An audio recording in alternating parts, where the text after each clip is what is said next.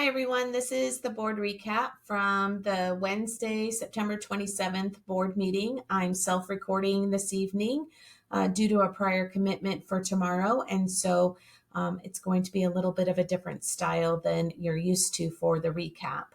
At our school board meeting this evening, we had the approval of the agenda and the action items from closed session.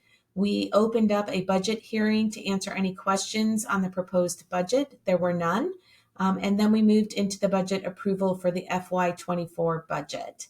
Next, we heard from our auditors and who presented a summary of a 60-page audit document and walked through our fund balances, and the overall opinion from the audit, which is that we had no corrective actions and no findings, and that our internal control systems were strong and in place. Next, we heard from the fourth grade team at Ball Elementary about the fourth grade specialization program, in which fourth graders at Ball are assigned two teachers. One teacher is primarily focused on the language arts curriculum and another on the math, and then weaving science and social studies into those two areas. Those students are moving during the day, which is helping with their organization and their transition to GIS for next year. This is the second year that they have been engaged in this program and are seeing some great successes, and we thank them very much for coming and sharing that information with us tonight. I then gave a small presentation about a new program at GHS called the Student Ambassador Program. Our student ambassadors will be chosen from students that apply by October 6th. We are looking for 3 to 4 students per grade level who are willing to attend 4 meetings this year and provide input, ask questions, and provide guidance from a student perspective on things that are happening across the district. I then also shared a short presentation on school start times. This was in the communication phase of the agenda because it was not an item that we are voting on or that the board is taking action on, but merely a presentation about why our school start times are where they are and some of the history behind that. The history includes a declining issue in transportation with staffing. This has been going on for years, and we know that it is getting worse. It's getting worse for us. It is getting worse for every school district in the surrounding area. And so a choice was made to lessen the number of routes and runs that our buses were making and to consolidate those. Also to give our staff members at the elementary times an opportunity to collaborate, since that's where we have 3 buildings. Transportation is the driving force behind our start times. The second issue is that our high school must be paired and must fit into the time schedule of CACC and Sangamon CEO. These are 2 very important programs and offerings that we provide to our high school students. And so those students must be brought in from home and then turned around and bused back out to the CACC complex on Toronto Road. They come back at midday. We take a second round out, and then the afternoon kids must get back before afternoon buses deploy so that they can get back out. We are one of 14 school districts tied to CACC. They set their times, and our high school needed to set its times based on that constraint. With that in place, our middle school is tied to our high school because our 8th graders who choose to take Spanish 1 need the opportunity to attend the high school in the morning and get back then as well. And so those 2 buildings have to be linked. And then it goes back up to transportation about our capacity with our number of buses, our number of available drivers, and the need to have 45 minutes between the start times between buildings for those runs. That gives the option of elementary starting and GIS, the option of starting at 7:30 a.m. or 9 o'clock. Both have pros and cons, and those were looked at carefully in the past. And the decision was made to go with the 7:30 time because it had less impact on our entire student body as that choice was made. Questions came up about what are we doing about the transportation situation? We've been working very hard and looking at options.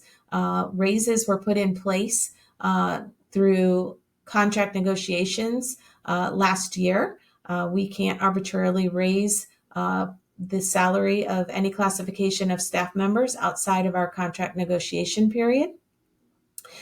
We changed to a guaranteed route time for drivers this year to maximize the hours that they are on the road. That maximization also helps them to reach their compliance to ACA hours for health insurance benefits.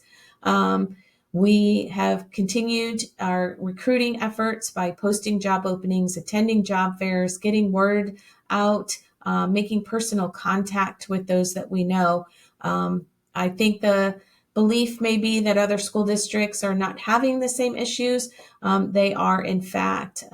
Springfield is simply not able to get some of their kids to school some days, as we have heard, and other districts are also feeling that pinch and having to get creative about how to solve this problem.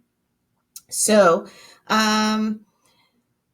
we then heard from several citizens about agenda items, and the items that were spoken about were the start times.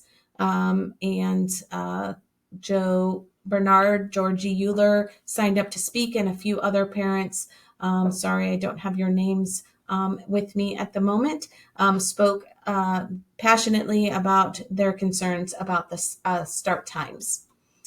We then moved to consent agenda for the typical things that we do at all board meetings, our financial reports, our accounts receivable payable, and the administrator teacher salary report, which is a requirement from ISB.